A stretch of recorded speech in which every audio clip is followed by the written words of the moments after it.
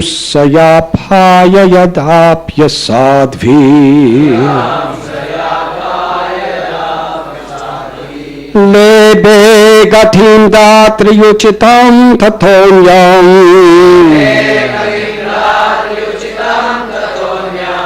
Kanva dayalum sharanam brajema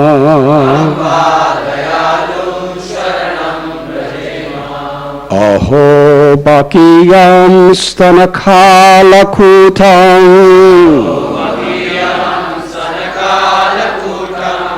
Jigam sayapaya yad apyasadvi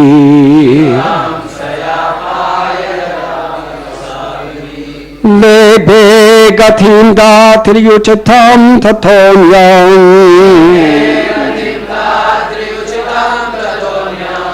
Kanva dayalum sharanam brajema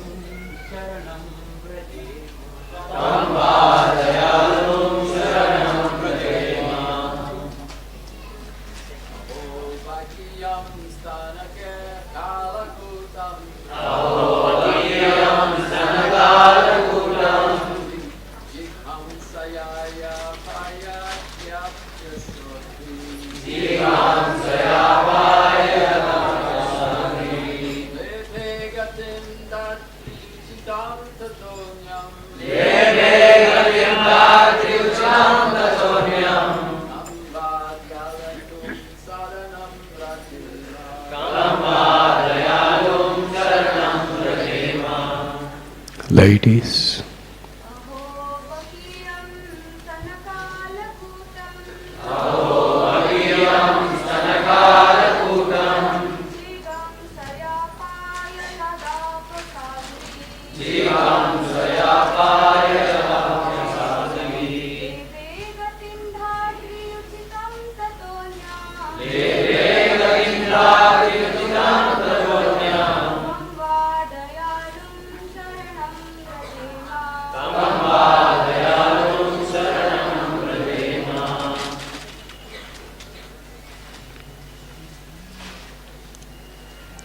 Aho, alas, Baki, Putana, Yam, whom, Stana, of her breast, Kala, deadly, Kutam, poison, Jigam Saya, out of envy, Aparayayat, nourished, api, although, asadvi, unfaithful, lebhe, achieved, gatim, destination, datriyuchitam, just suitable for the nurse, tata, beyond whom, anyam,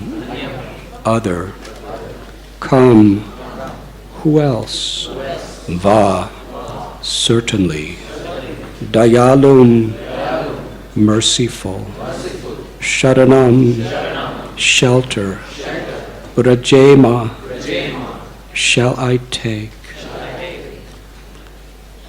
Alas, how shall I take shelter of one more merciful than he who granted the position of mother to a demon, Putana, although she was unfaithful and she prepared deadly poison to be sucked from her breast.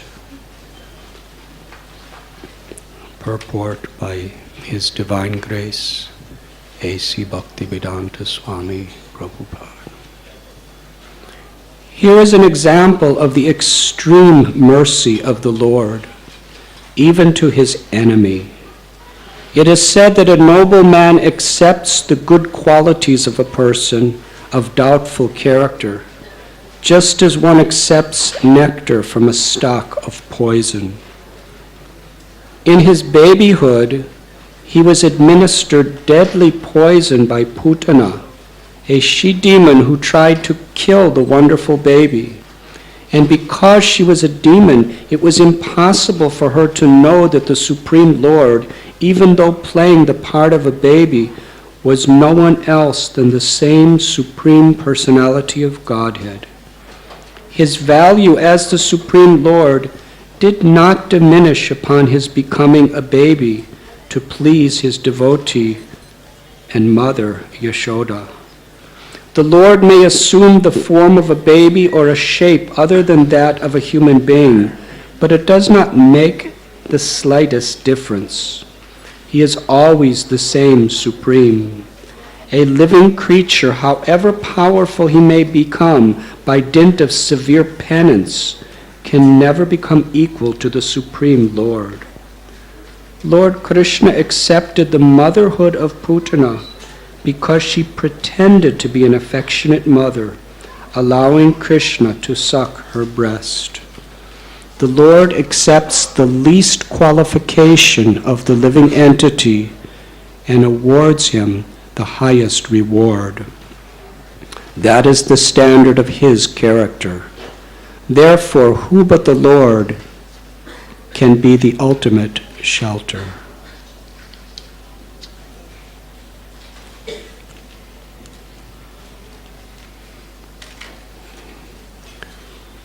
Om Agyantimidandasya Jnananjanat Salakaya Chakshurum Militam Jena Tasmai Sri Gurave Namaha.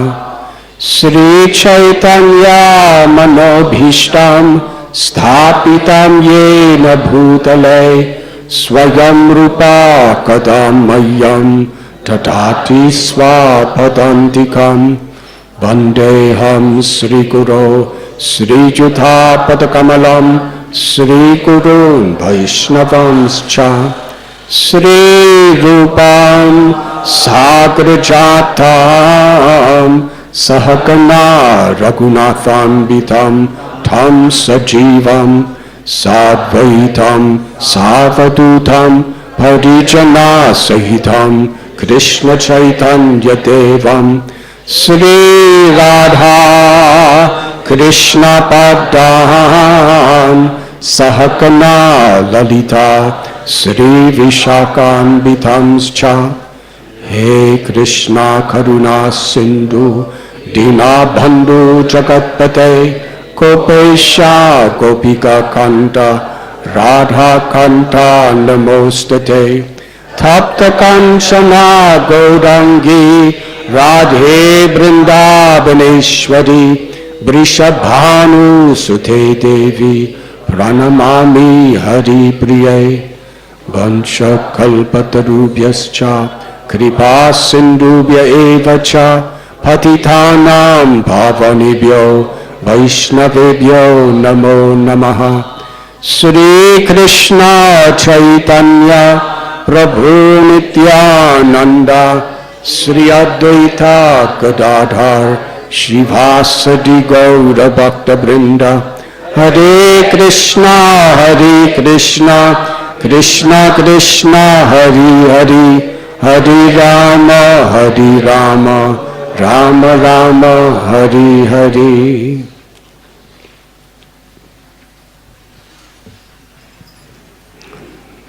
Haribol.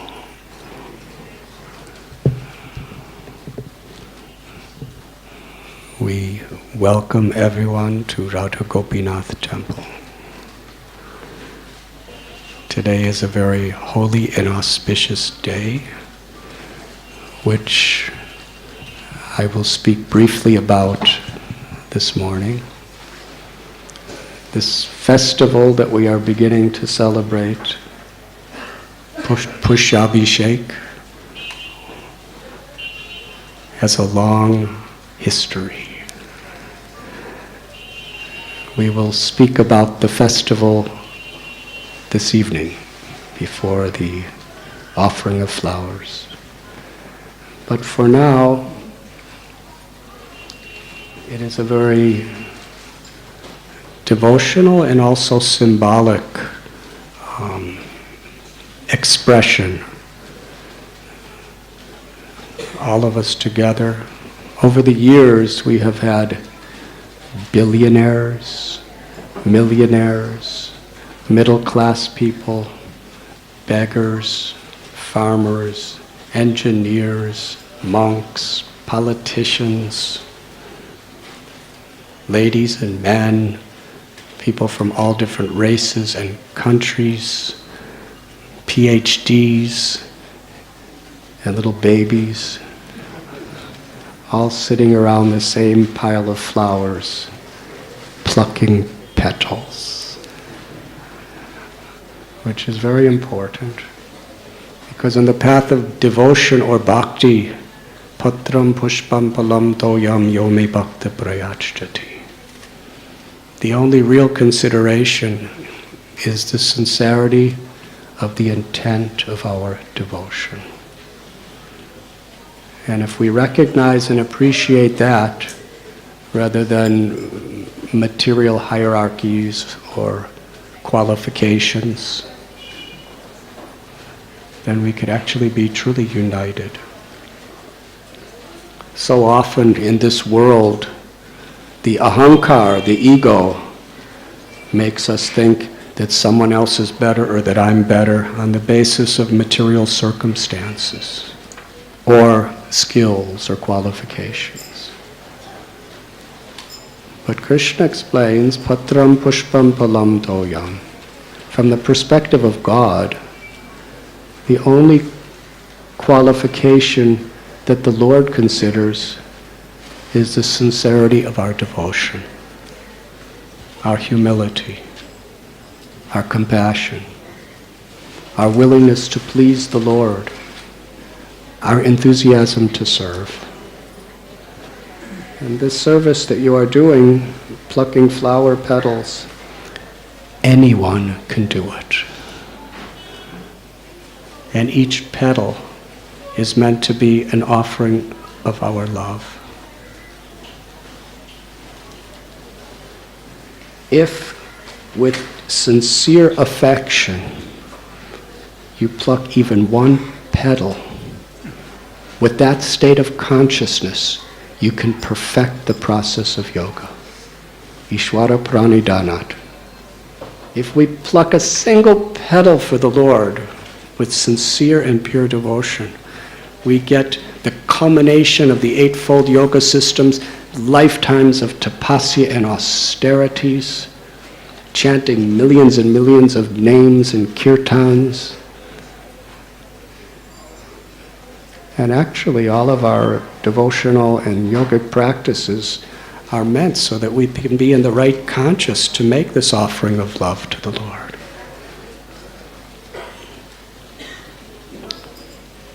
So please understand, each petal could be the perfection of your life if you just pluck it properly. Yeyatamam pratpadyante tamstataiva bhajamyaham. Krishna explains, as you approach according to the sincerity and the humility of our surrender, the Lord reciprocates accordingly. So if we pluck a petal from Krishna's flower nicely, then Krishna will reciprocate and pluck our hearts away from material sufferings and entanglement. And when everyone together is, you see, we can't really take much credit. Because tonight you will see when all of these flower petals are offered to Krishna, you're not going to be able to think, I plucked that one. And she plucked that one. because it's all the offering of our combined efforts. And that's what makes it a festival, where the combined devotion of all of us are united. In other words, when you pluck the flower, it's your devotion, but once you put it in this basket, it's our devotion. Sankirtan. When we chant the holy names together, when we make offerings together, when we do seva together, that's most beautiful. Tatra tishtami narada yatra gayanti mad bhakta. Krishna tells, when my devotees are gathered together to serve me, to hear about me, to chant my names and glories, I am in that place. That is the spiritual world. To respect, to honor, to appreciate each other's devotion, however great or small it may appear, is actually what spiritual community is about. And that is what we're trying to impress through this festival. That even the simplest, most elementary seva as this can bring us all together to make an offering of devotion. Today is a very holy day. Many incredible things happened historically. It is Vasant Panchami, which means the first day of spring, according to the Vedic calendar. And Vasant Panchami is incredibly celebrated in holy places. In Vrindavan, it is the first day of Holi. They celebrate Holi for 40 days, and today is the inauguration. Holi, we have a painting of it, is when everyone throws colors on each other. We tried that in the temple some years ago.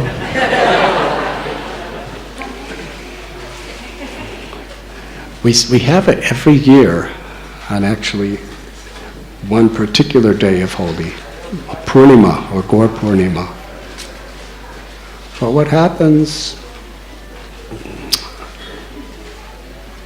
it's supposed to be a day of offering our love to each other through the various colors of scented waters and powders and flowers and sweets. But the nature of this world is things lose their context through misinterpreting the form. Have you ever experienced that? This festival of love, of this is my love for you. That's the way Radha and Krishna did it. Becomes a battle of who could conquer the other. Anyways, by the end of the festival, it took 1.5 months to clean the temple. And now we have it in a different way. But this flower festival is very much holy. At the end of the ceremony tonight, the Mahaprasad of all these several tons of flower petals will be showered upon all of us, and we will shower it upon each other, sharing God's grace with each other in love and devotion. But please be aware, it's not meant to be a war. It's meant to be a sharing, an offering. That is Vasant Panchami. And it's also the first day of Krishna's spring Rasa Leela at Govardhan, which is described in great scriptures like the Gita Govinda.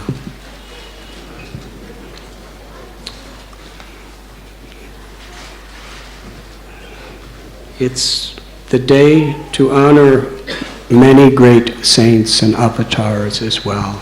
I'd like to, each one of these could be a long and in my case, boring class in itself, but we'll just briefly explain some of them. Today is the appearance day of Srila Pundarik Vidyanidhi. Is it on?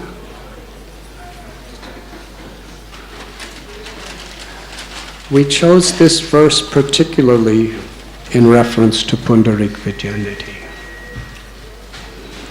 because the Lord teaches the practical application of the scriptures through the lives of great souls. There is the book Bhagavat, or the scripture, and there is the person Bhagavat, one who personifies the essence of the scripture.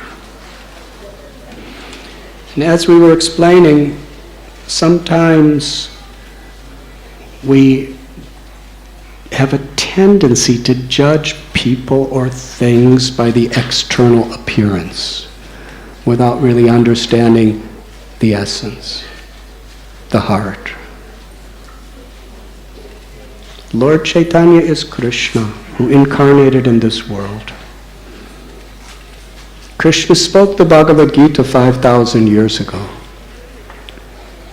But then he himself appeared, incarnated 500 years ago. Krishna wanted to taste the love of his own feminine counterpart. The Absolute Truth has both male and female nature. Radha Krishna. So Krishna wanted to taste the sweetness of Radha's love, and so appeared in the role of a devotee to teach us practically how to apply Bhagavad Gita to our lives. Lord Chaitanya was living in Navadvip, and one day he started crying out, "Pundarik, my father! Pundarik, my father!" And the devotees around him were wondering, who is this Pundarik? Because they never met him. And he kept saying, "Pundarik, my father." Then they asked him. He said, "A very great devotee named Pundarik Vidyanidhi. He is soon to come to Navadvip." Now, Pundarik Vidyanidhi, he was from a place called Chittagong, which is in today's Bangladesh. He was an extraordinarily wealthy man. He owned large tracts of land. He was a landlord in the sense that he would rent out his land to others, he would sell his land to others, and very, very wealthy. He also had a home near Navadvip. He came there, and nobody knew he was there. And one Mukunda Dutt, who was a beautiful kirtan singer, he knew Pundarik Vidyanidhi very well because he was from his same hometown. So he told a devotee named Gadadhar Pandit that, "Would you like to come with me to meet a great devotee?" And Gadadhar Pandit said, "I'm always eager to get the blessings and the association and hear from great devotees." So they went. Now Gadadhar Pandit was a very renounced person. Since his very childhood, he had no material ambitions whatsoever. He was a brahmachari, a celibate monk, and lived an extremely simple, austere life. And naturally, he valued that lifestyle. Mukunda Dutt brought him into Pundarik Vidyanidhi's home, near the bank of the Ganga. Gadadhar Pandit was shocked and confused with what he saw.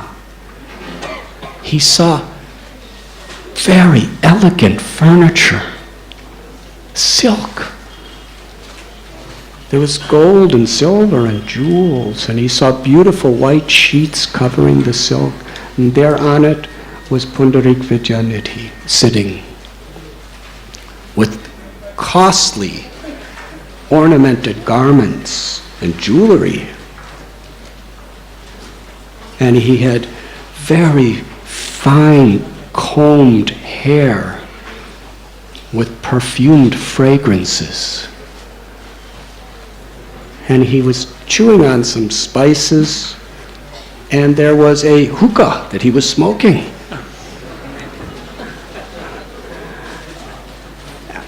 Now, we can't imitate these things.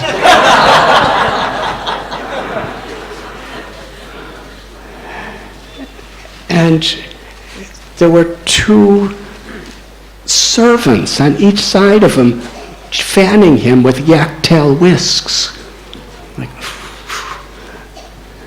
And there was a mirror on the side of him. And he would every now and then just look at himself in the mirror and smile. Now the simple brahmachari Gadadhar Pandit is looking at him and thinking, why have you taken me here? You're saying he's a great devotee?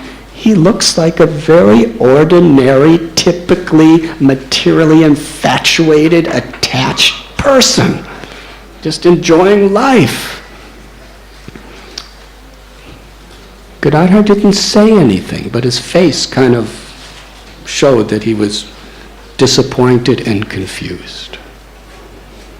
Mukunda Dutt understood his mind, and he sang this verse that we have sung together today. The translation, Aho Bhakiyam Stanakala Kutam. Alas, how should I take shelter of one more merciful than he who granted the position of a mother to Putana, although she was unfaithful and she prepared deadly poison to be sucked from her breast. This is a quotation from Srimad Bhagavatam. One of Krishna's very dear friends and devotees, Uddhava. After Krishna left this world, in great ecstasy of love and separation, this verse sprung from his heart as with tears of emotion. And the meaning of this verse, which is very, very deep and profound, is that Putana was such an evil person. She would kill innocent babies by disguising herself in various ways and then eat them. And she was sent specifically to kill Krishna when he was a newborn baby. Little Gopal was only about 2 days old. Now, for many of you, you have seen 2-day-old children. They're very vulnerable and fragile. They have tiny little fingers and completely dependent on the care and the love of the mother. And Krishna looked exactly like that. He was so beautiful. Sometimes when babies are born, they kind of look like little raisins. They're all shriveled up and everything. The mother thinks they're beautiful. Swamis have to kind of try to see through the eyes of the mother. But Krishna was absolutely all attractive and beautiful for anyone who saw, even when he was just born. And Putana disguised herself as a beautiful, beautiful lady. And Krishna's own mother, Yashoda, who was the topmost yogi of devotion, she loved her child more than anything and everything. When she saw Putana, she was thinking, this lady must have come from some higher realm. She's so special. And Putana picked up Krishna and put her breast in his mouth to drink her milk. She disguised herself like a mother. But what no one knew is she had previously to going there applied on her breast kalakutam, a very deadly form of poison. There was enough poison on her breast to kill dozens of grown men. And here's just a 2-3-day-old baby. And you know what he did? He sucked it. Like that. And he sucked out all the poison. And then he sucked more. And then he started sucking. Somehow or other, a little milk came out. Because he was so beautiful, she actually developed, right at that last moment, some motherly affection for him, and little milk came out. Then he started sucking out her prana, her life force. And that started to become very painful. So she, a mystic yogini who had supernatural power, she grew to an immense form. And with all of her strength, she was trying to rip little baby Krishna off her because he was sucking out her life. And with Krishna's tender little baby infant hands, he squeezed her. And she couldn't get him off. And he was squeezing so hard it was causing her pain. And then with his little tiny legs, he was kicking her and kept sucking. Until she was screaming with a thunderous voice, "Child, leave me, leave me, leave me." She fell to the ground. She was finished. Now what Uddhava is expressing here is, according to the Srimad Bhagavatam, this great scripture, Krishna gave her the highest liberation, mukti.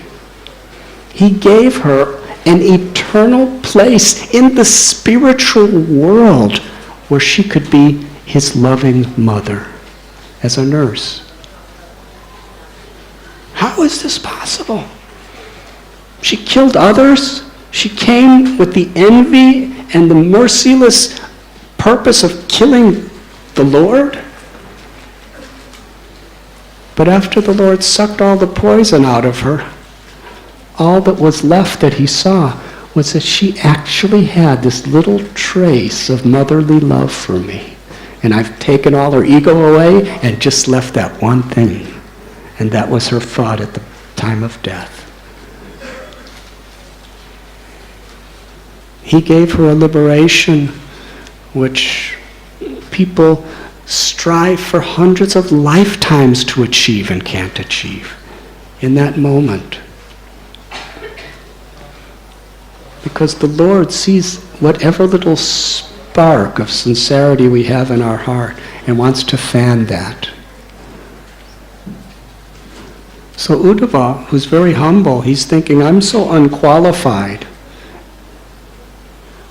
But if I take shelter of the Lord, if he can give the highest liberation to Putana, where else can I take shelter? This was his spirit. So back to the story we're telling.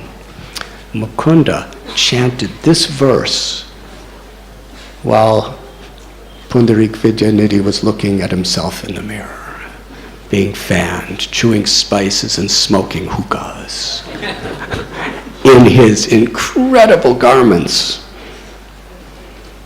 When he heard this, he went into the most intimate state of samadhi. Now there's different kinds of samadhi. Some people think samadhi just means you're just completely motionless, absorbed within. Well, he was completely absorbed within, but he wasn't motionless. He went into such a state of ecstasy, of just remembering how kind Krishna is. Even to envious enemies, he's giving the highest liberation. He started crying out, who else can I take shelter of? Who else can I take shelter of? And then he started rolling in the ground in transcendental ecstasy, and torrents of tears were pouring from his eyes. His hairs were standing on end. His limbs were trembling. All sorts of supernatural manifestations were happening in his body. The hookah fell over. All the pots were scattering everywhere. His hair became distangled. His beautiful clothes became all kind of torn and ragged as he was rolling around crying out the holy names of Krishna.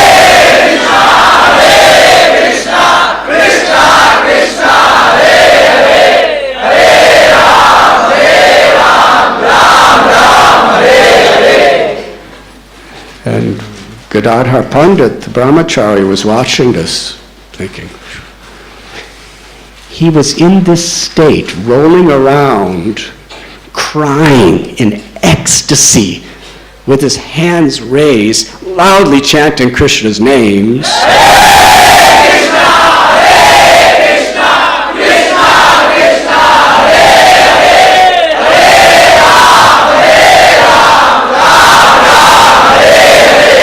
For over 6 hours.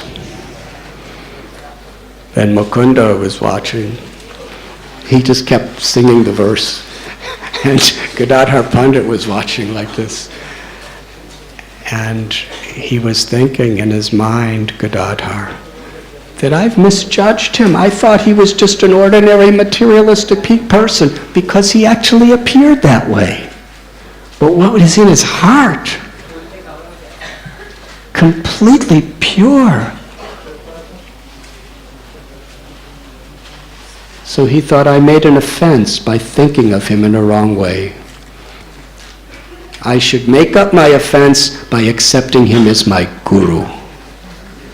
So he asked Mukunda, and Mukunda said, this is a very good idea. So when Pundarik Vidyanidhi finally came out of his samadhi trance, he didn't know what was happening. He kind of looked around and he saw he was all torn up clothes and his hair was like this and everything around him was all over the place. And he became embarrassed. He said, what happened? What happened around here? And Mukunda said, Gadadhar Pandit wants to be your disciple. And Pundarik Vidyanidhi, I am your servant, whatever way I could serve you. And when Gadadhar asked the permission of Lord Chaitanya, he was so very, very happy. So here's a complete renunciate with a family man. Pundarika Vidyanidhi was married, he had children, he had wealth, he had position, and Gadadhar Pandit became his disciple. Because beyond the appearance of all these things, he understood in his heart of hearts. He had such deep compassion and devotion. He actually had no attachment to anything in this world. But the Lord wanted to show the world through him that he was performing his duties in a very special way. What is that saying? You cannot judge a book simply by looking at its cover. We have to go beyond the cover to see the content inside. That's what Krishna sees. And it's very important that that's what we learn to see. Today is the appearance day of Pundarik Vidyanidhi. Would you like to hear another story about him, or should I go on to the next one? Huh? Raghunath Prabhu, give me order, please.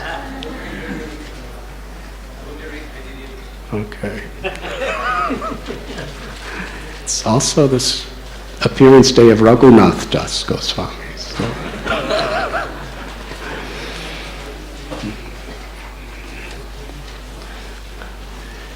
Just as he was misjudged later on in his life, he misjudged on the basis of external, superficial appearances.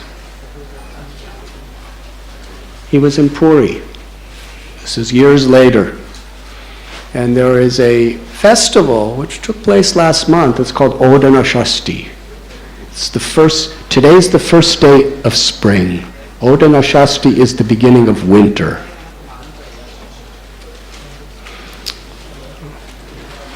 On that day in Jagannath's temple in Orissa, where they were living, they offer new winter garments to the Lord in the altar. There's Jagannath, Balaram, and Subhadra. It's a beautiful festival. I'm not allowed in the temple to see it, but I've heard about it and I've read about it. In this particular festival, there's all sorts of chanting and all sorts of offerings, and they have these garments, brand new, that they offer to the deities. So Pundarik Vidyanidhi, along with Lord Chaitanya and Swarup Damodar Goswami, his best friend, they were there, and he said to Swarup Damodar Goswami, "What are these temple priests doing? This is not right. What is it? What's on your mind?" He said, according to the scripture and according to tradition, you don't offer the Lord starched garments without first washing them. And these are starched, unwashed garments. It's not right. They're considered unclean. Why don't they wash them? And Swarup Damodar Goswami said, the Supreme Lord is beyond dualities, and he's beyond all these rules and regulations that you're talking about. He doesn't have to follow them. And Pundarik said, I know, that's true, the Lord does, but the priests are not the Lord. They should be following the proper standards. It's unclean what they are giving him. Then they laughed, and they went home. And Pundarik Vidyanidhi went to sleep.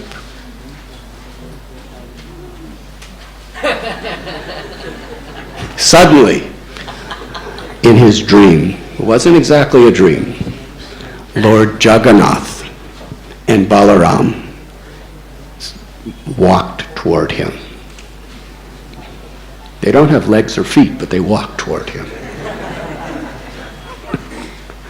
Krishna doesn't need legs or feet to walk because he has transcendental legs and feet. So he walked toward him, and Jagannath's eyes are very big. They were red with anger. And Pundarik Vidyanidhi, what's going on? I've never seen Jagannath so angry. And then Jagannath and Balaram started slapping Pundarik Vidyanidhi's face with their hands. Like, and Pundarik Vidyanidhi, my Lord, why are you doing this to me? What have I done? What have I done? I'm sorry. And Jagannath said, there is no end to your offense. You have judged and criticized my devotees. If I like their starched cloths because they're offered with devotion, why should you object to it? Now we will teach you a good lesson. And he was like screaming out, I'm sorry, my Lord, I'm yours. And then Jagannath smiled and said, because you didn't do anything so bad, I will leave you today. But if you don't like the way my devotees are living here because you're seeing on such a superficial external level, if it's offered with devotion, even if it has starch on it, I like it. What is your point? All these rules and your regulations are meant to please the Lord. If you don't follow them, but you please the Lord, then that's perfect.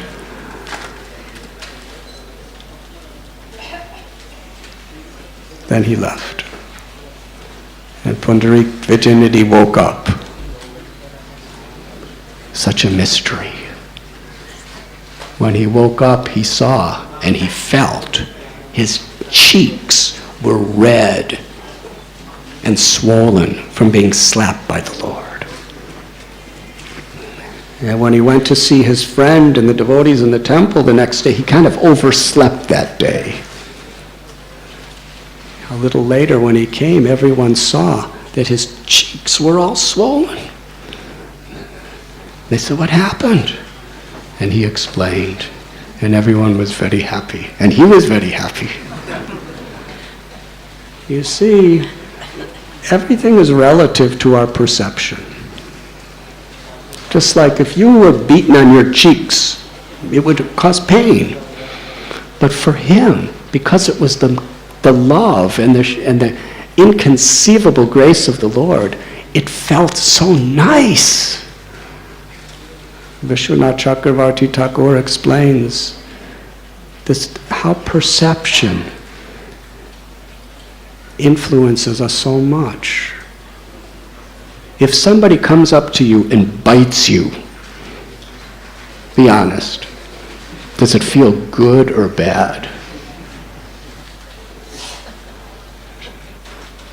You could all tell me, does it feel, say, either good or bad if somebody just comes up and bites you?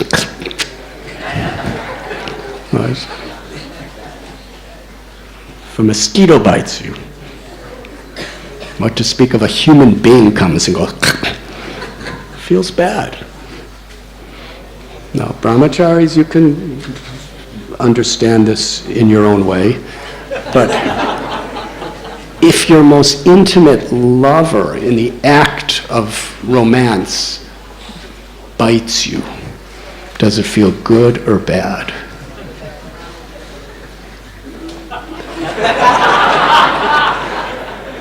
I'm a Swami. I can only give you a theoretical answer, but it feels so good.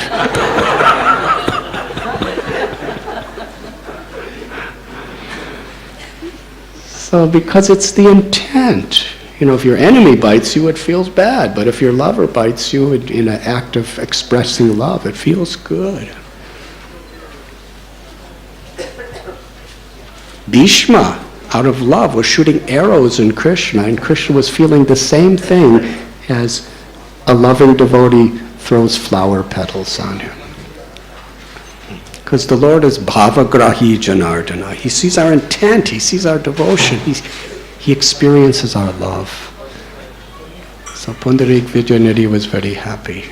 And through this pastime, the Lord taught us that we shouldn't just calculate things on simply the external appearance, but the content of devotion. It is also the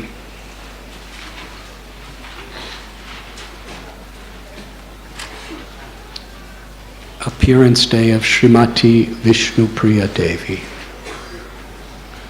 Vishnupriya was the Lord's consort. She is Lakshmi Devi herself, Radha, Sita, who appeared in this world and became the wife of Lord Chaitanya. The story is fascinating. If you go to Tirupati or these other temples in South India, we understand that the Lord there are three various energies from the feminine aspect of the divine, of Krishna or Vishnu. And that's Shri, Bhu, and Leela. In Lord Chaitanya's Leela, Lakshmi Devi was the Shri potency. The Navadvip Dham is the Leela potency. And Vishnupriya is the Bhu potency.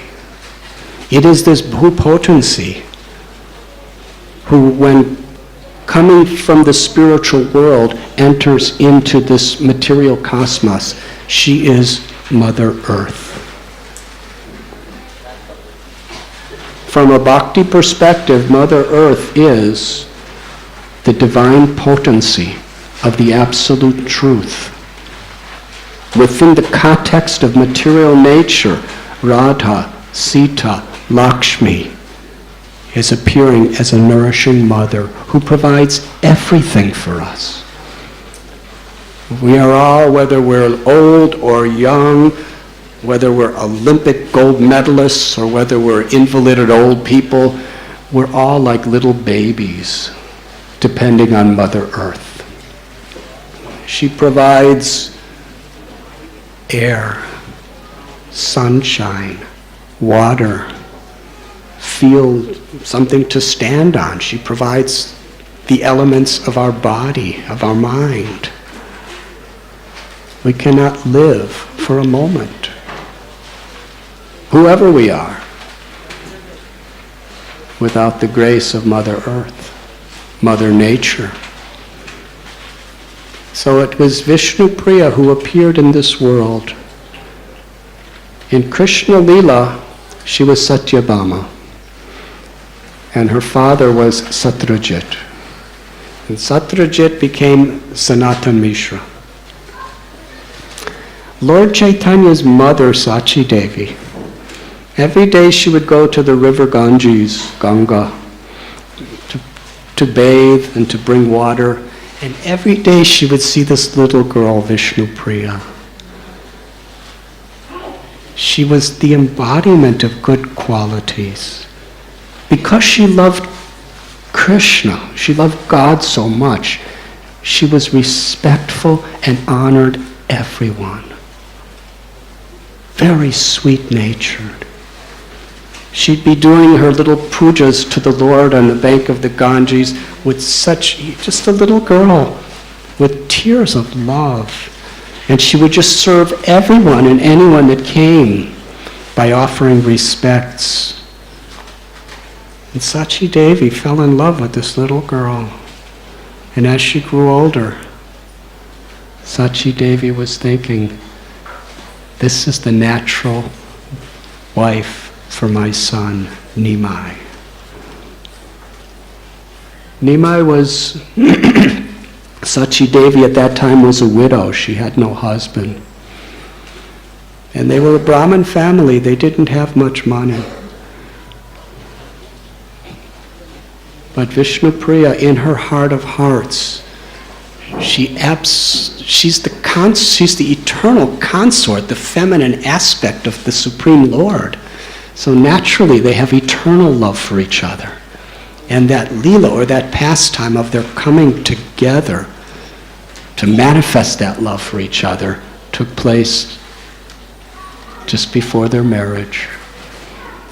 And one very, very wealthy man, Buddhimanta Khan, he said, I will give all my fortune, whatever is necessary, to arrange a glorious marriage for Vishnu Priya and Sri Chaitanya, Nimai. And the scriptures tell an incredible story about that marriage ceremony. And how they lived together as husband and wife.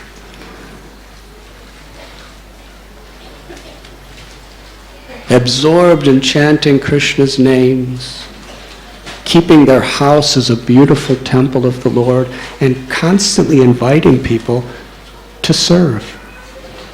Lord Chaitanya would sometimes come home with like 30 swamis.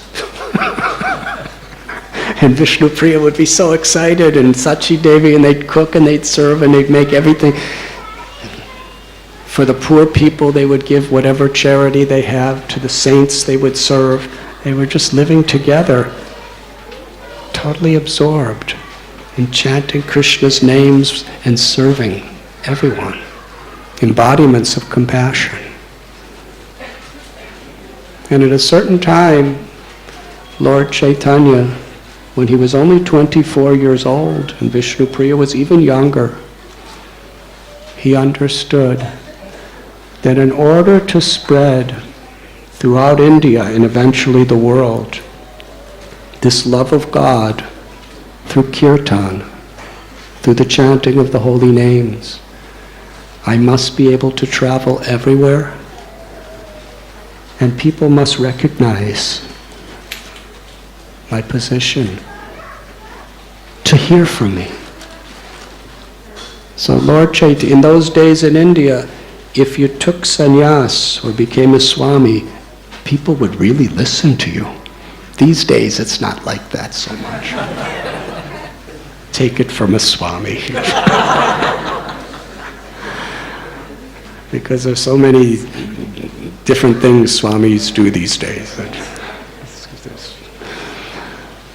So Lord Chaitanya was going to take sannyas. He was living with the most loving mother, the most loving wife, in a nice home with so many friends and devotees. But for the sake of the people in general, to reach them. His mother understood his message. Vishnupriya was weeping. I will never see you again. You're my life, my soul, my love, my everything. Lord Chaitanya told her that we can never be separated. You are my eternal consort. And you will always be in my heart, and I am always in your heart. But we've come to this world to reach these people, and this is what's required. And Vishnupriya, with such love, such compassion, she said, if this is what will help your mission, then let it be. So in the middle of the night, at the time of Makara Sankranti, Lord Chaitanya left his home and took sannyas. But the Lord never forgot Vishnupriya. In his intoxication of ecstasy of love of Krishna and sharing love of Krishna, prema bhakti with the world, the Lord's very dear associate named Bamsi Vadana, he arranged a beautiful murti or deity of Lord Chaitanya to be given to Vishnupriya. This is the first deity of Lord Chaitanya to be worshipped. And Vishnupriya, she didn't just see it as a wood deity.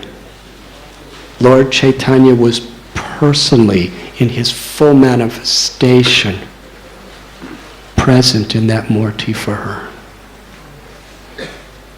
And in her love and separation, would you like to hear something about her lifestyle? After the Lord left, she would wake up very early in the morning, hours before the sun rises. Along with Sachi Devi, she would go to take her bath in the river Ganges.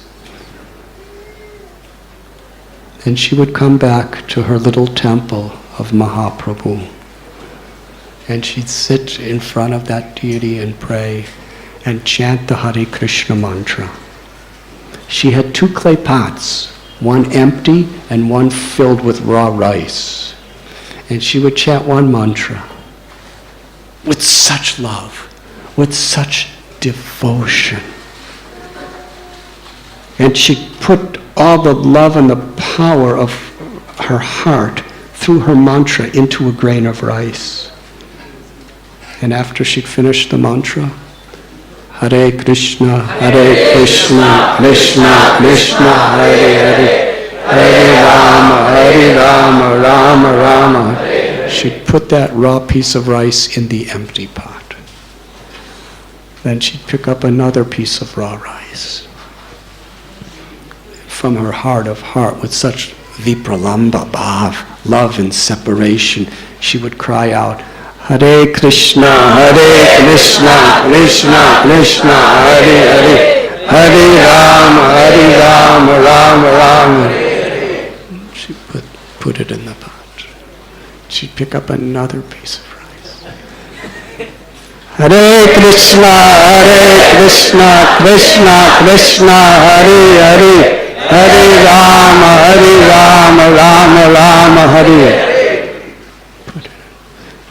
She'd pick up another piece. From about 4 o'clock in the morning till 3:30 in the afternoon, without cessation, she was chanting the mantra on each piece of rice. And at that time, when the little pot was kind of getting filled with rice grains, that rice, whatever rice she chanted the mantra with, and put all her love and devotion into each grain. Because this chanting of mantra, it's not just a ritual. In the path of bhakti, the emotion, the devotion, the sincerity, the humility in which we chant is what Krishna reciprocates with. Lord Chaitanya taught us the consciousness we should chant. Trinadapi sunichena tador ibase hishnuna amanina manadena kirtaniya sadhari. When chanting the mantra, we should feel ourselves more humble than a blade of grass, more forgiving and tolerant than a tree. The blade of grass we step on, and the blade of grass just comes right back up to serve us more under our feet. And the tree, in the summer season in India, a mango tree does not get any water for 8 months. September is the last rains, and it's standing in the sun with no water. And in May is when the mangoes bloom. It's over 6 months. And while it's standing in the sun, it's giving the most luscious, juicy, delicious fruits for us to eat. And while standing in the sun, gives us shade. That's the givingness of a tree. More tolerant than a tree. Eager to give all respect to others and not respect and expect any in return. In this state of mind, we could actually chant with love. Then we can taste the sweetness of the Lord who appears within these divine names, and we could chant constantly. So after chanting from early in the morning till late afternoon, then Vishnu Priya would take that rice and cook it and offer it to the deity of Lord Chaitanya Mahaprabhu. Would you like to have tasted that rice? Radharani herself is putting all her love and devotion in every grain, individually, personally, and then cooking it, then offering it. And she ate nothing else. Once a day, she just ate a small portion of that rice. No dal, no sabjis, no samosas, no halava. She just ate that rice. And that's how she lived the rest of her life. And even the greatest sannyasis and the greatest swamis and the greatest acharyas would come to receive her blessings. Jiva Goswami, he fell at her feet and she blessed him. Srinivasa Acharya fell at her feet and she blessed him. Not only she blessed them, but for them she cooked all kinds of food. But she only ate that rice herself. Today is the appearance day of Srimati Vishnu Priya.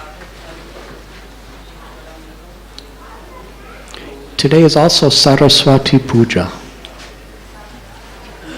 It is the special day of the year that the goddess Saraswati is worshipped. She is an expansion of the Lord's feminine potency. Saraswati is the goddess of the arts, of music, of art, of poetry, of learning, of wisdom. And in Lord Chaitanya's time, there's a beautiful story regarding seeking the essence in which Goddess Saraswati was participating. Do I have time to tell this story? If you're falling asleep by my stories, please pluck flower petals to keep yourself awake.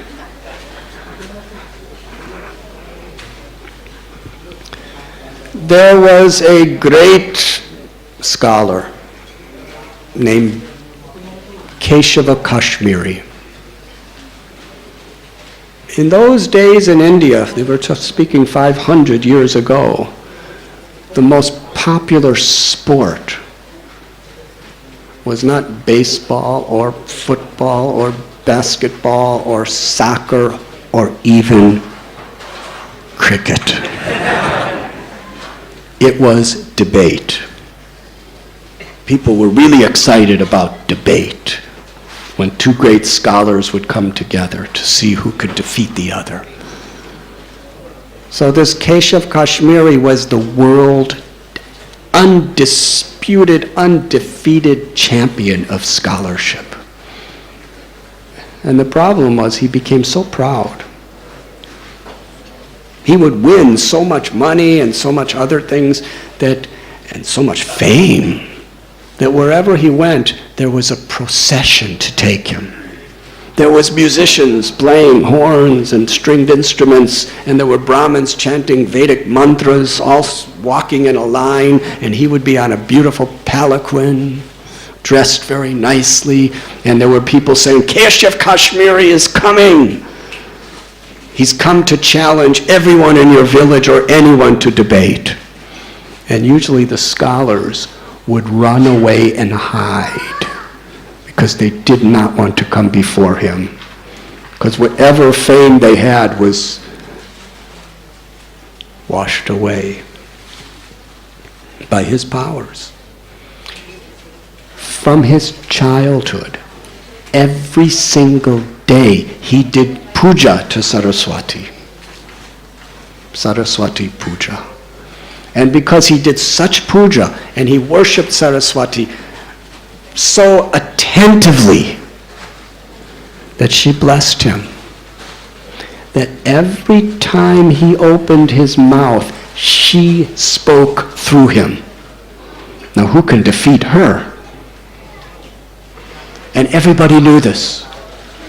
So as he was coming into Navadvip at that time, Lord Chaitanya did not reveal that he was God. He was just playing the role of a very young boy who was a teacher of Sanskrit grammar. So his students were sitting around on the bank of the Ganga with him, and they were saying, Keshav Kashmiri has come to our town. It is said that whenever he opens his mouth, Goddess Saraswati can speak. He's the world champion. Can you imagine? He's coming to our town. And there's all sorts of bands and mantras being chanted in his honor. And Lord Nimai, he looked at them. He said, a great person is like a tree with many fruits. A tree that has many fruits, because of the weight of those fruits, is always bowing low to everyone. But a tree that has no good fruits stands up very straight. So similarly, if a person has the fruit of good character and good qualities, he's humble to offer respects to others. But if a person doesn't, he thinks he's very great. This Keshav Kashmiri feels he's better than everyone. The Lord ultimately does not tolerate ahankar, the false ego. And soon it will be cut down. And everyone was thinking. Now this is a long story, but I'm going to make it very short. Keshav Kashmiri happened to see one night Lord Chaitanya sitting there. Nimai was his name then. And Nimai, he said, oh, you are the great Keshav Kashmiri. And he offered all respects. We have heard so much about your scholarship. Please compose a poem glorifying Mother Ganga, the Ganges River. So Keshav Kashmiri, such a brilliant scholar, in a matter of seconds, he composed an original poem that has never been heard before in beautiful meter, poetic ornamentation, melody, right on the spot. He just spoke over 100 verses. And all the students, nobody has ever done this before. And little Nimai was sitting there watching him. He said, oh, Pandit, after he, like the wind, he just, 100 verses. And Nimai said, now, please analyze the good qualities and the faults of your composition. In Keshav Kashmiri said, my composition never has any fault. Well, who are you? You're just a little grammar student and a grammar teacher. I'm the king of all scholars. You're saying my code has faults? What faults? And then little Nimai very politely, he's just a boy, he started pointing out all these faults. He said, please explain.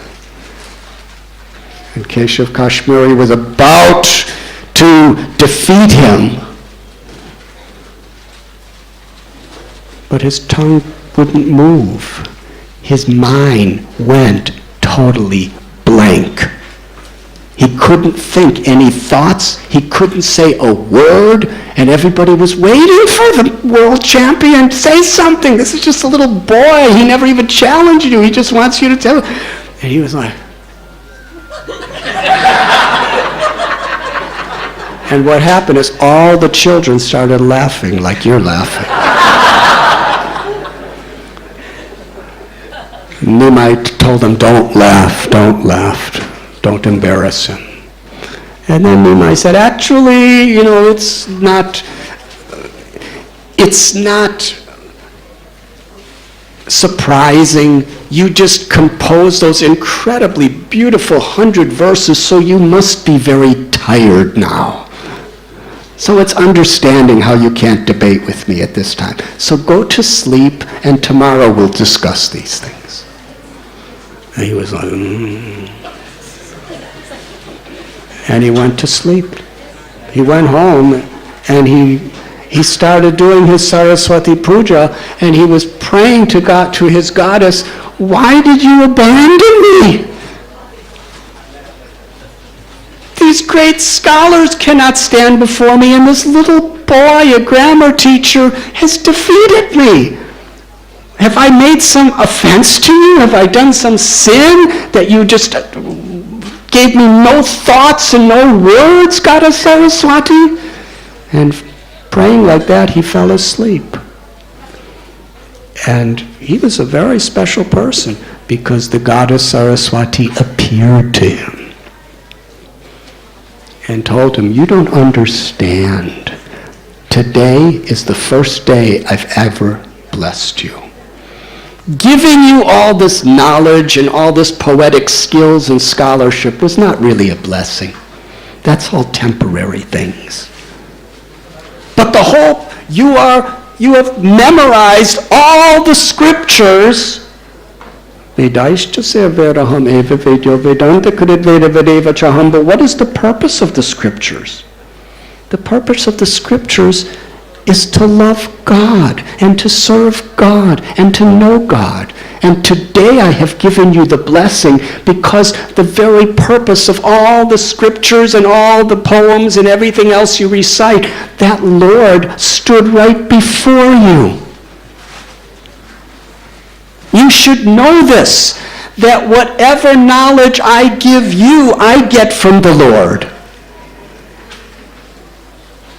And all of my beautiful art and poetry and wisdom is for the pleasure of the Lord.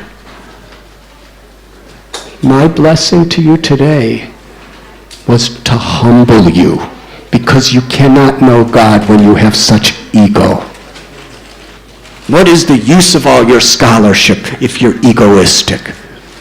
You should feel yourself the humble servant of the servant of the servant of the Lord and respect all living beings. That is real knowledge. Today I have taught you that.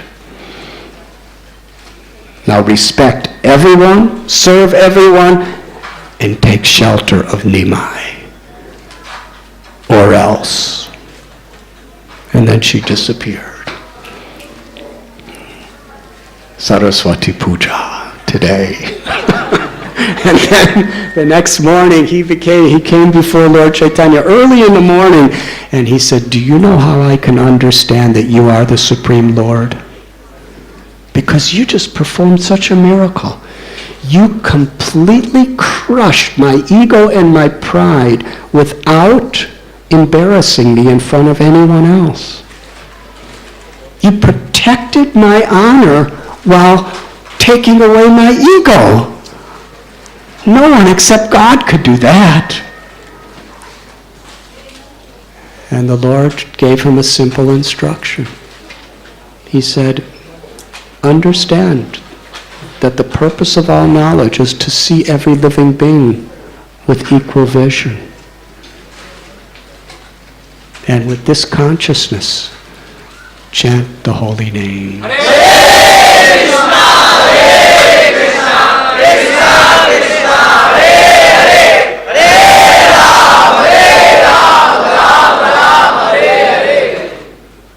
There's a great devotee named Raghunandan Thakur.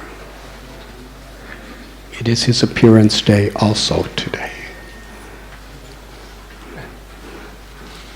He was born in a place called Srikhanda. Many of us have gone there. We've had many pilgrimages to that area. It's a beautiful village. I remember the first time we went there there was several hundred devotees in those days. Now there's many more. But we were going to so many places. And by the time we arrived there, it was late at night. It was dark. And especially in those days, to get to Srikhanda, you had to, from the buses we were in, we had to walk about a half hour through fields to get to the village. And we were chanting kirtan.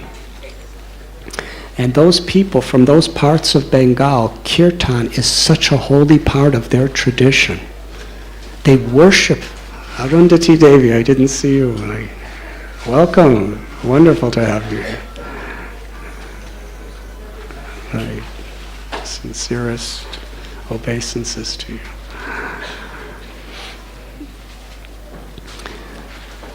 The party of devotees, we were going a line, chanting, playing some kartals and some drums, mridangas, and singing Krishna's names.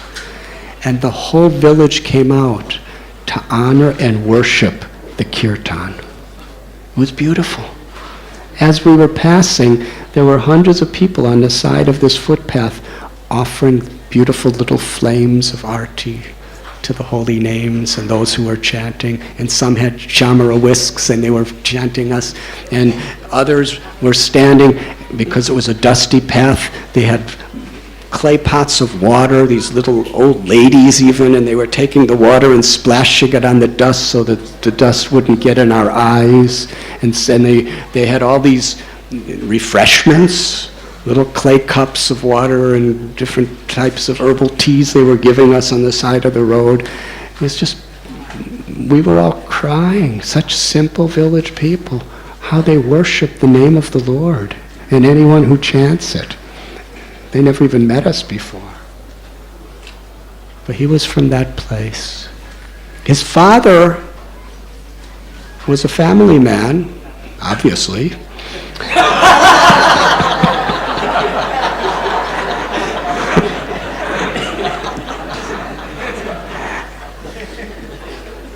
And he was a doctor. He was a Kaviraj, Ayurvedic doctor. His name was Mukunda Das. And what a doctor he was.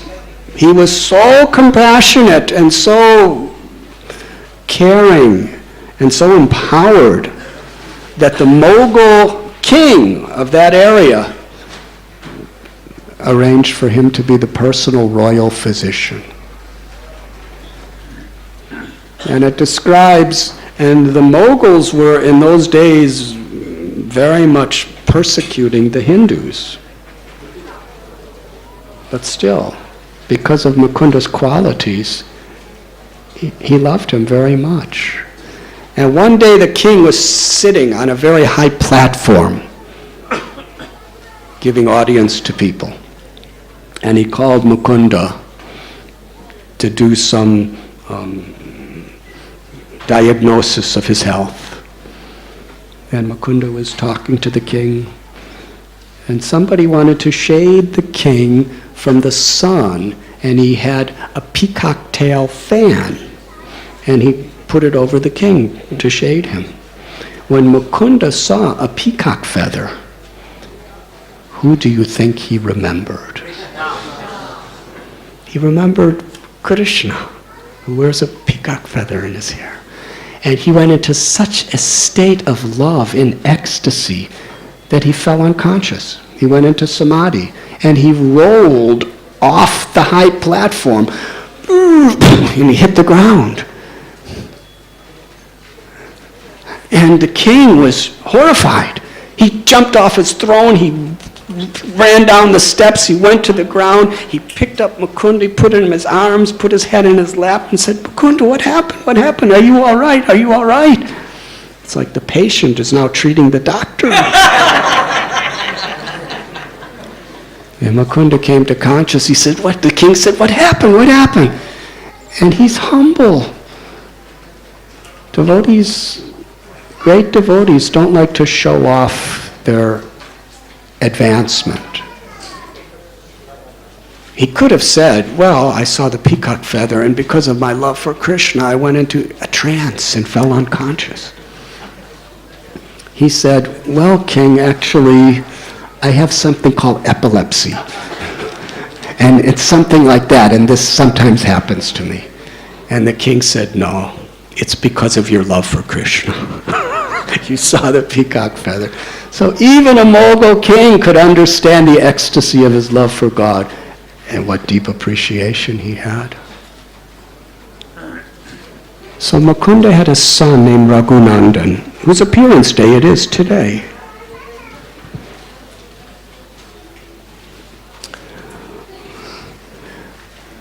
Once, Raghunandan was asked by his father to do something that he had never done before. In their house, they had an altar with a deity of Krishna named Gopinath. The same name as our deity here, Gopinath, the Lord of the Gopis. And every day at noontime, Mukunda would make he and his wife would make a beautiful offering of bhoga or food and offer it to Krishna. And after it's offered to Krishna, it becomes prasad, the Lord's mercy, sanctified food. So that day, the king sent a message that Mukunda had to come right away. It was urgent. So Mukunda told his little son, Raghunandan, who was only 5 years old, he said, "Today you offer the food to Krishna." And Raghunandan said, "I don't know how to offer the food to Krishna." And he said, "You just put it on the altar and ask Krishna to eat it. And if you do it with devotion and love, Krishna will eat it." So the plate was made, and little Raghunandan, child, he went on the altar and he put this beautiful plate of bhoga, food on the, and he said, "Gopinath, eat, eat."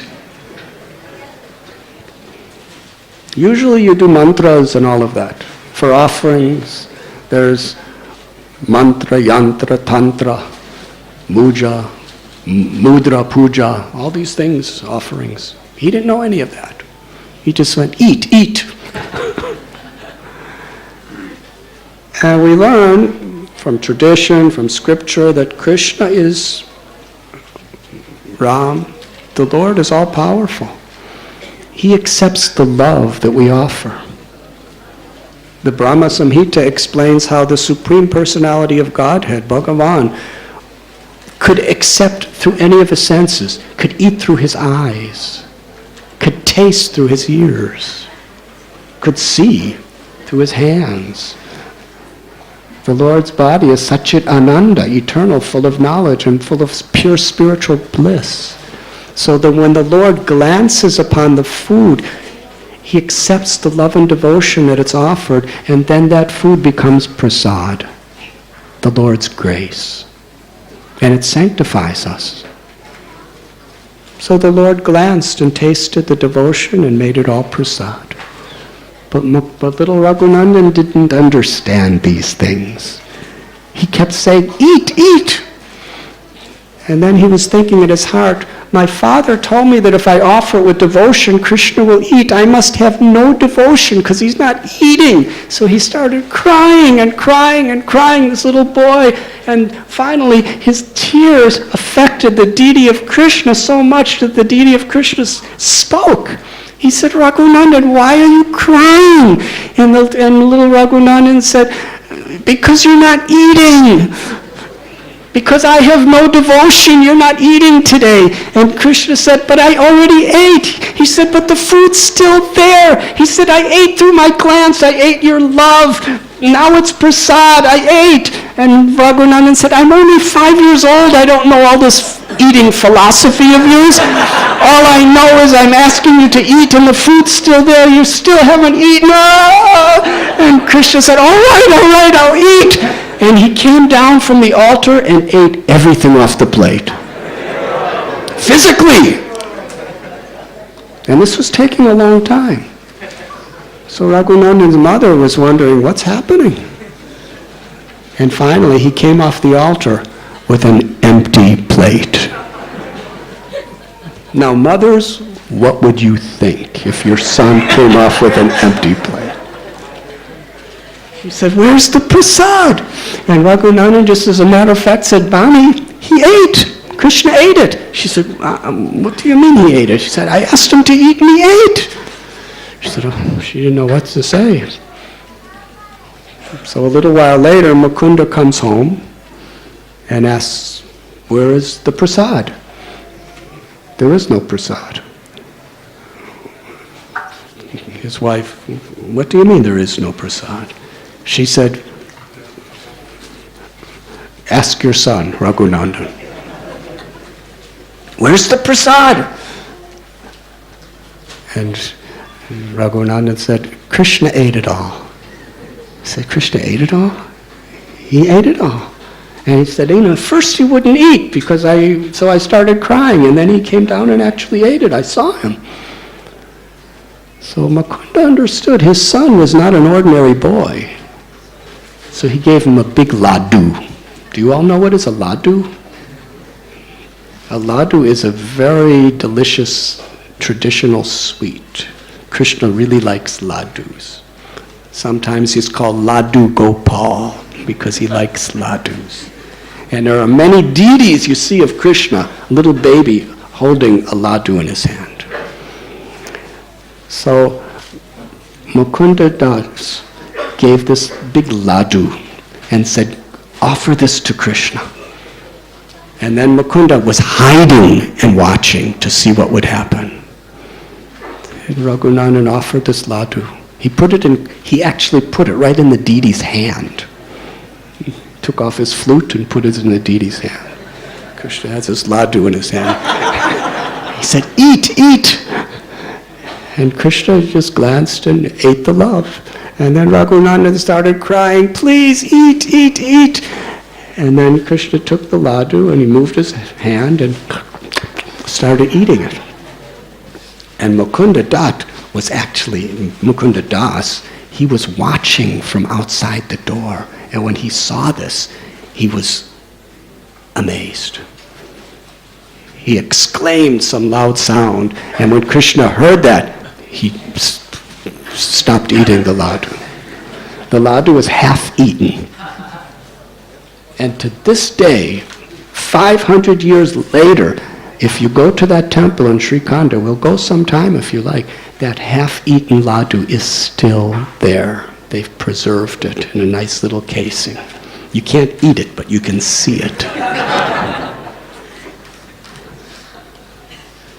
And from that day, every day, little Raghunandan would offer a laddu to Gopinath.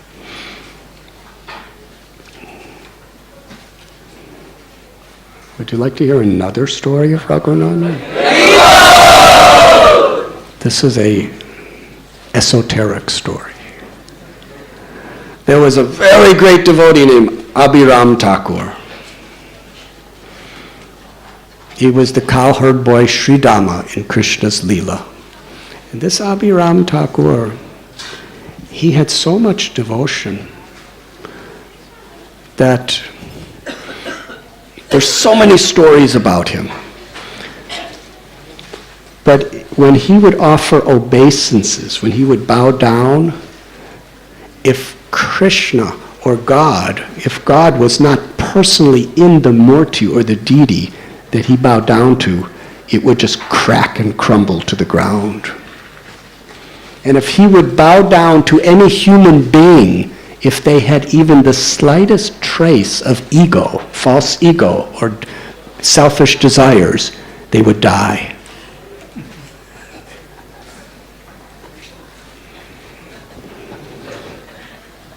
So he didn't bow down to many people.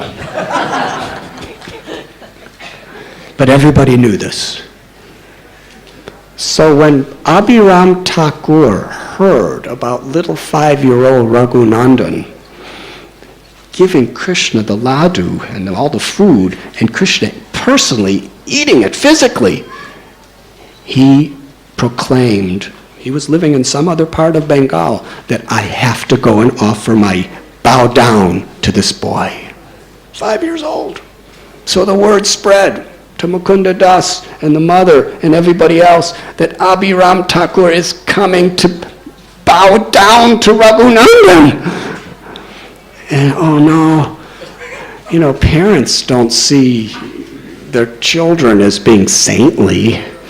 Because Raghunandan, he's asking for food, he's crying. And they're saying, he must have, what if he has a trace of desire, he'll die. And they were hearing the news, Abhiram Thakur was coming closer and closer and closer. So finally they decided, we have to hide him. So they took him on the outskirts of town into some relative's house and hid him there. And Abhiram came to the house and said, where is Raghunandan? And they said, he's not home. He's out of town. Loving parents. So Abhiram was chanting God's name, and he went to this exact place where the story happened. It's still there today. And he went to this place, and he was just sitting under a tree. And Raghunandan heard he was there, and he escaped from the house, and he ran to where Abhiram was. And Abhiram saw little 5-year-old Raghunandan. Abhiram's a very elderly man. And when he saw Raghunandan right in front of everybody, Abhiram bowed down. And Raghunandan lived to show he had no desires in his heart. And then Abhiram went up to that little boy and embraced him, and they both started dancing in ecstasy together, bathing each other with their tears of love, loudly chanting Krishna's name.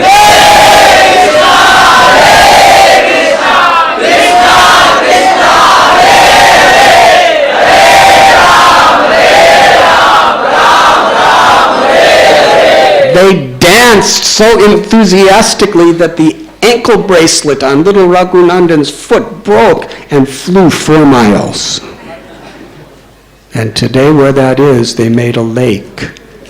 And millions of people go to bathe in that lake every year. And when Raghunandan grew up, he was one of the greatest dancers and kirtan singers in history of the world.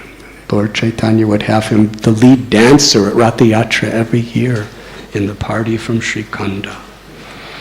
Today is also the appearance day of Srila Raghunath Das Goswami, who Raghunath Prabhu is named after.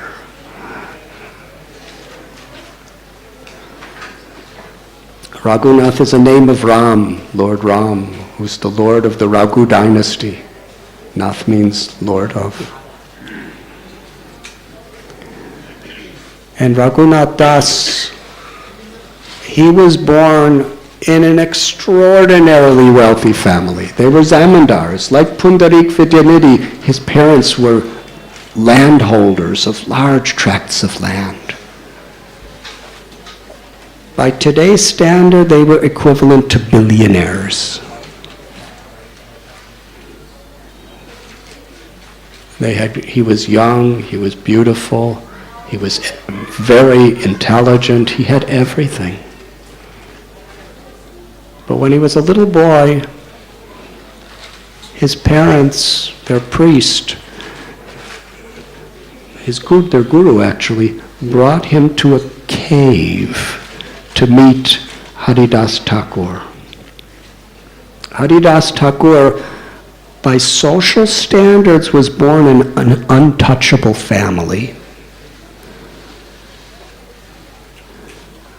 But we understand from the scriptures that one should never be calculated simply by one's birth.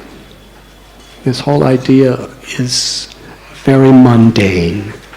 One should respect a person, one should respect every living being, whatever our status in society. Society is like a body.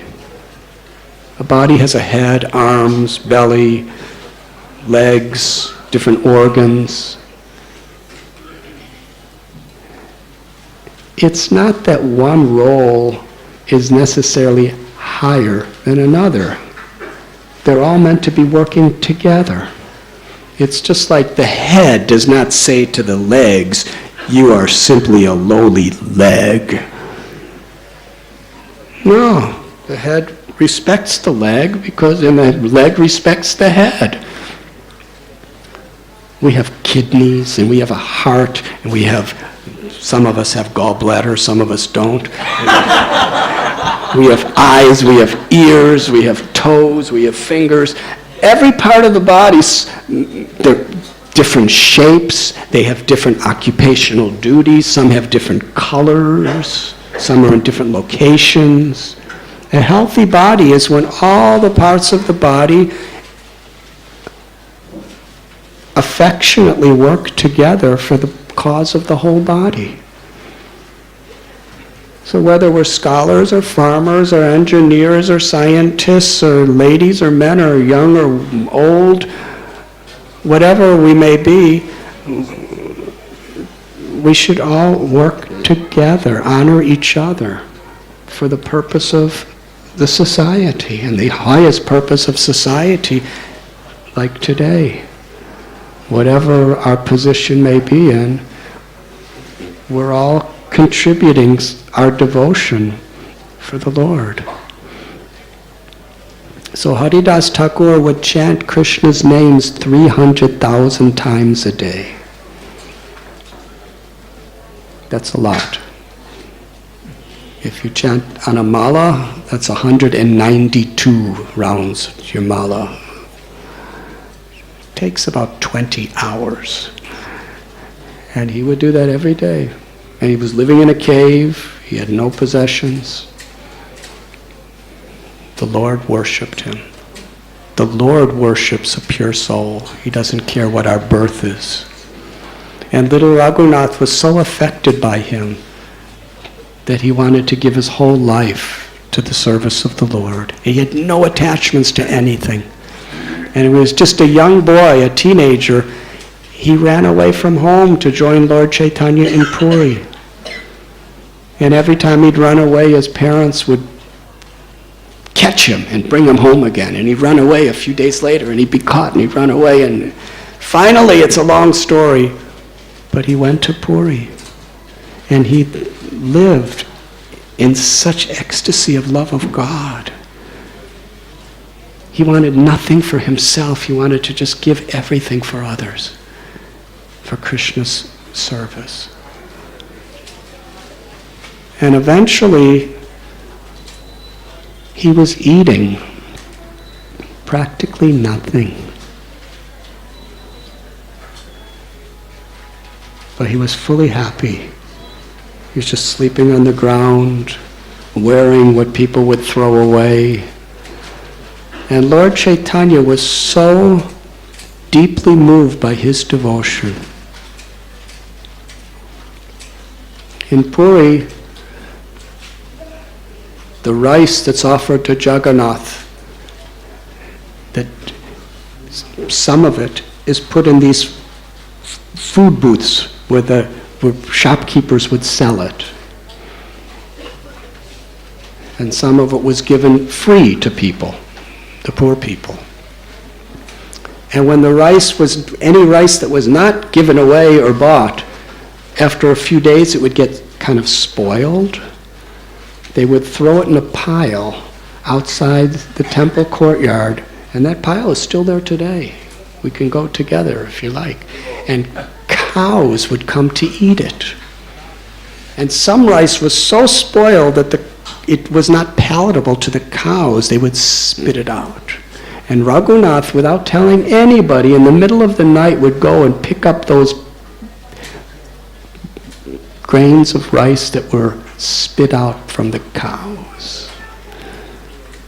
And he would take it home, and he would take the little portion inside the grain of rice and wash it and eat it. And one day Lord Chaitanya, who's Krishna himself, he heard about this. He said, Raghunath, I heard you're eating very nice food. And Raghunath said, no, I'm not. But the Lord knows, the Lord's in everyone's heart. He knew.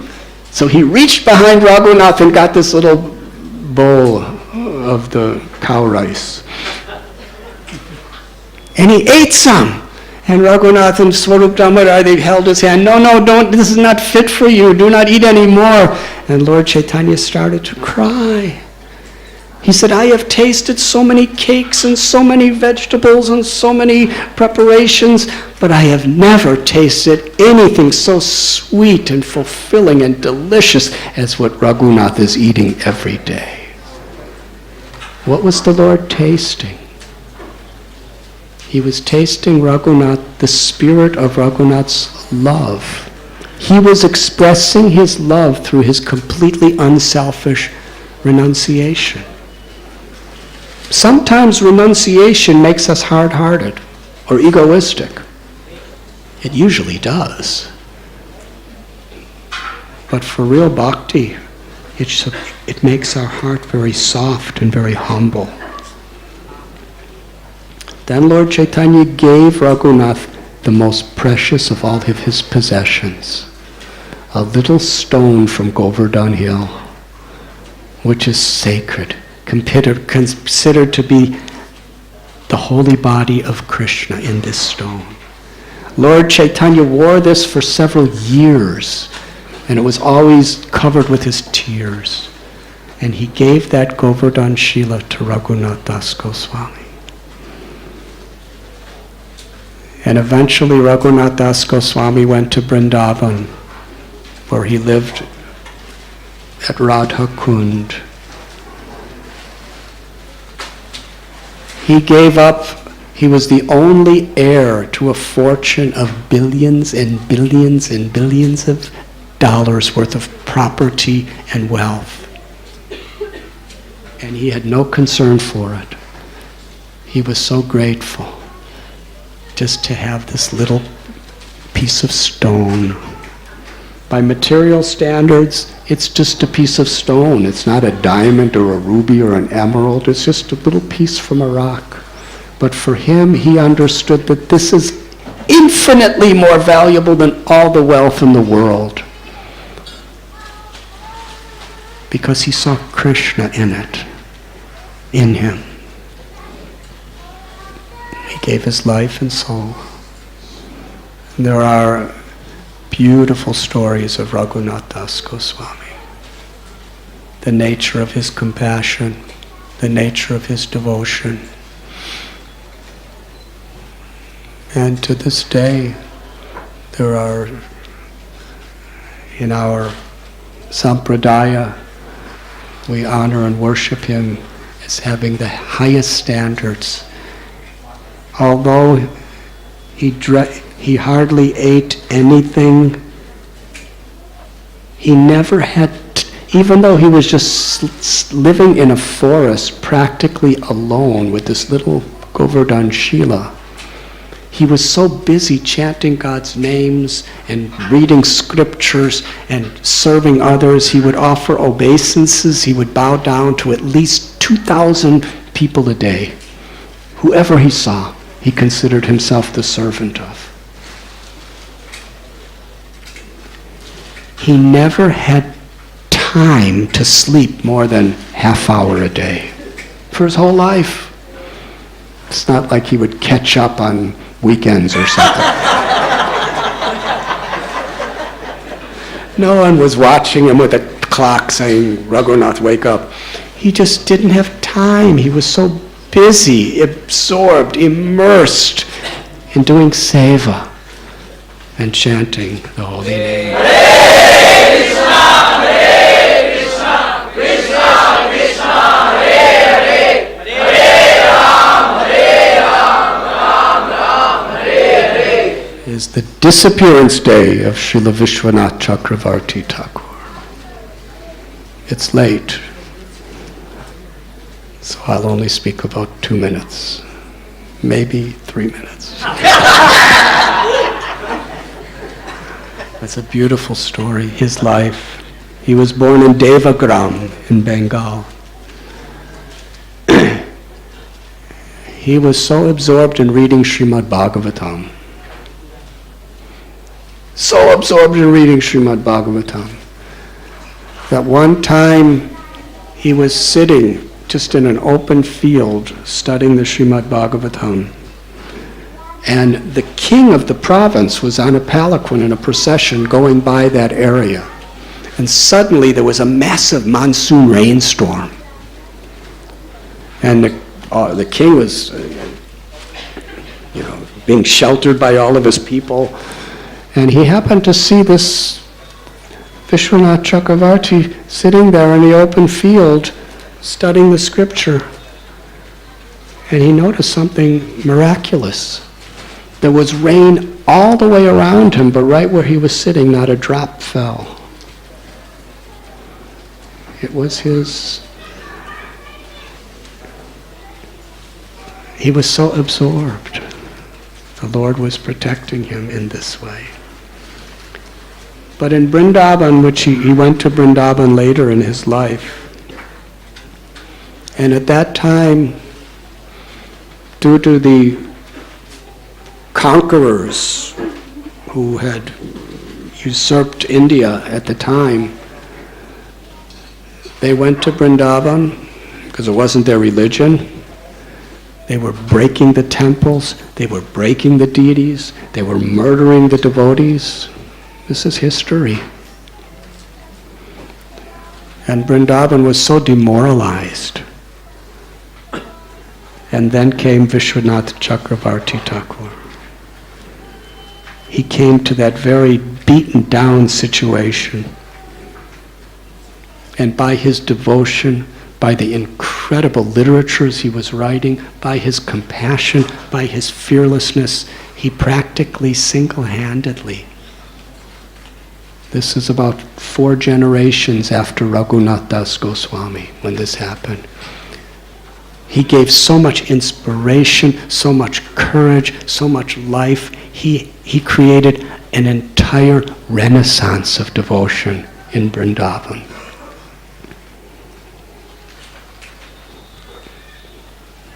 And the literatures he compiled are very much foundational basis of the lives of tens and millions of people even today. So we offer our honor to Vishwanath Chakravarti Thakur today, Vasant Panchami. I'm so grateful that you tolerated me for so long as I shared some of these stories of the significance of this day. As you pluck your petals, please be happy. And this evening, I think around 7 o'clock, we're going to be having our annual Pushabhishek festival. At that time, I will very briefly discuss the flower festival for everyone, and then there will be the wonderful celebration.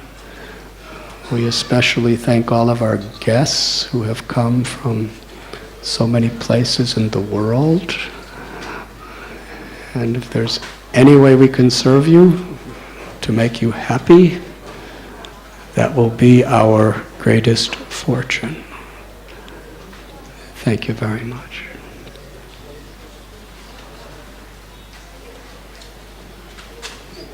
Radhanath Swami.